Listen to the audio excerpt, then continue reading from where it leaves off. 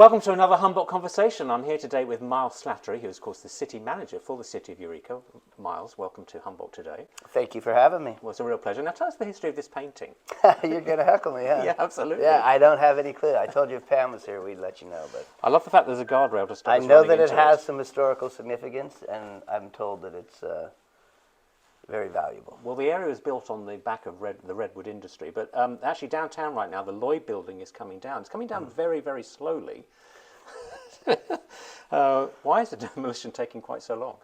So the initial part of it was just to deal with asbestos and some issues that needed to be abated prior to taking it down. So we had to hire, we had Mercer Fraser as a general contractor. They had to hire an certified asbestos contractor to come in and remove the asbestos.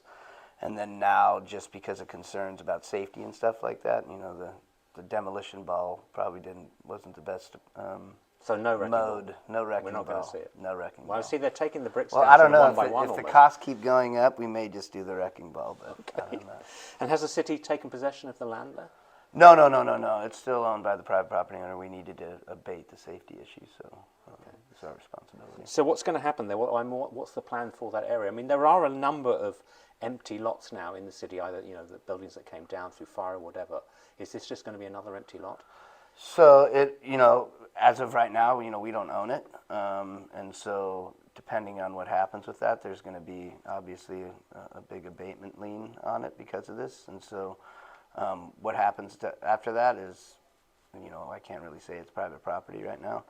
There's not going to be any more need to abate the property, obviously, because it's going to be gone. But as far as what happens to it, it'll be up to the property owner for now. Now, the waterfront is another area that's been undeveloped for such a long time. There's just those sort of gravel pits that sort of stand there. But there has been some movement recently. And there are some plans, I believe, to really bring that area back to life. Yeah, so that's a part of, we added those properties to our housing element. We included that as well as the property adjacent to the Lloyd building, 5th and D parking lot. They're incorporated into our housing element, and they are slated for development for housing. At that particular location, it's in a zoning designation where you have to have a mixed use. So the first floor of that development will have to have some visitor serving aspect, whether it's retail, a convention center, whatever it may be. And then housing on the upper stories. It could even be a hotel with housing combined with it. That'll be up to the people that respond to the RFP. And so those two properties are going to be going to council on Tuesday for a request for proposals for developers to come and develop them. We've included in that RFP some of the designs that came up by the community in 2017, I believe it was. We did a bunch of design charrettes, so we've incorporated those designs into the RFP as a kind of suggested type of development that we'd like to see there. So it's moving forward, but any sort of timeline when you think we might see some development on that site?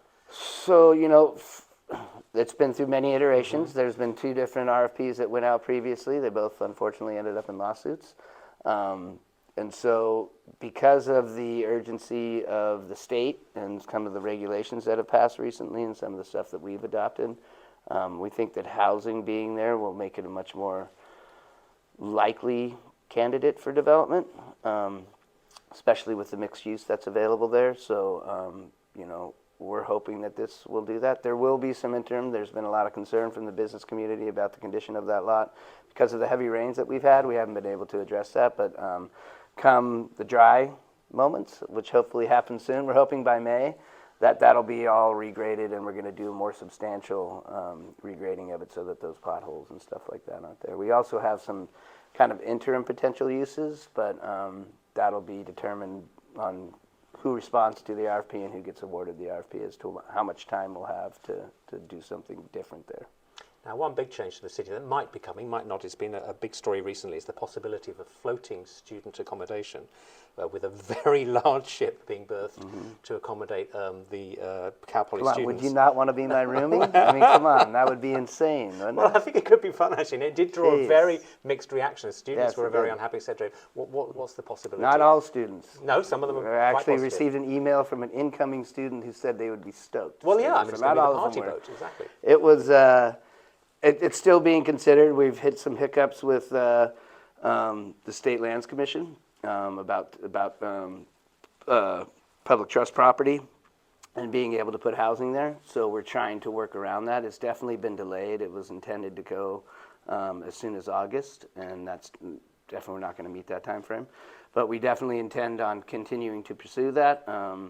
Because of the housing crisis that we're in right now, I think there needs to be a temporary suspension of the prohibition of housing on state lands. It's very odd to me in talking to state lands, you know, they allow for liveaboards at marinas and those type of things, and it's justified by the sense of something to do with security measures. And so I would say that a lot of the waterfronts up and down the coast of California have those same security issues, and that allowing this temporary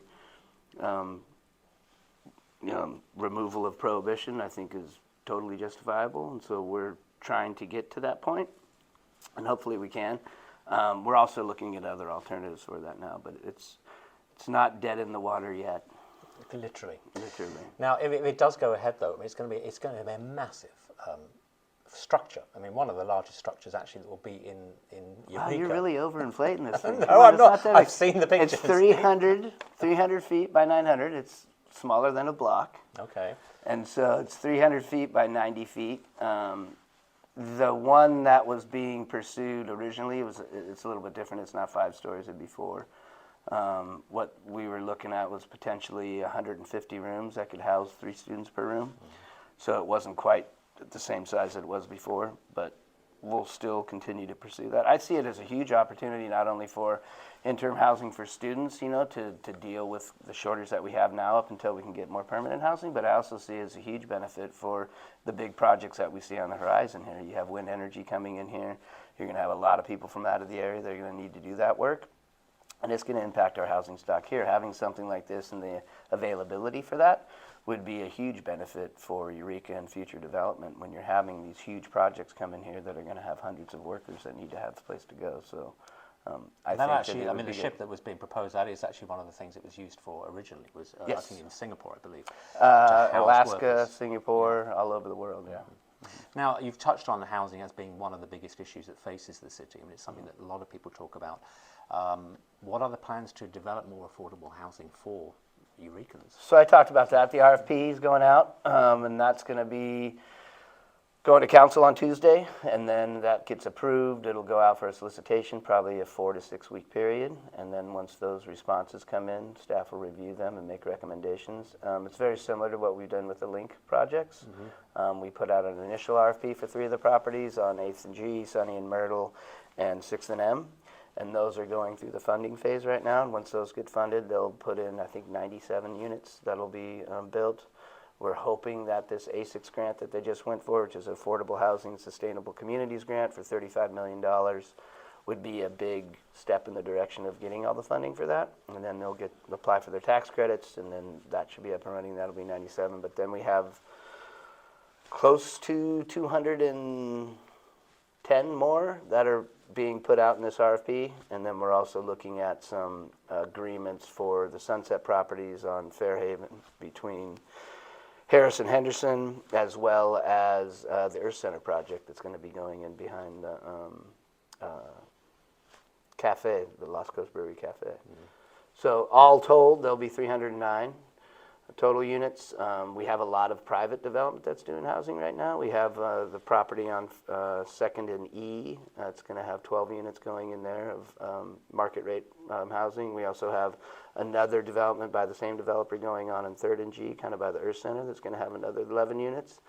And then we have the Lombard Hills subdivision that just got approved by council. That would be 66 single-family residential units. So we're definitely have a big emphasis on getting our housing crisis at least alleviated for the time being. Well, there is definitely momentum happening, and there are as many projects happening as you just said. Miles, thank you so much for joining us for a Humboldt Conversation. Real pleasure to meet you. Good to see you, as always. And join us for another Humboldt Conversation very soon.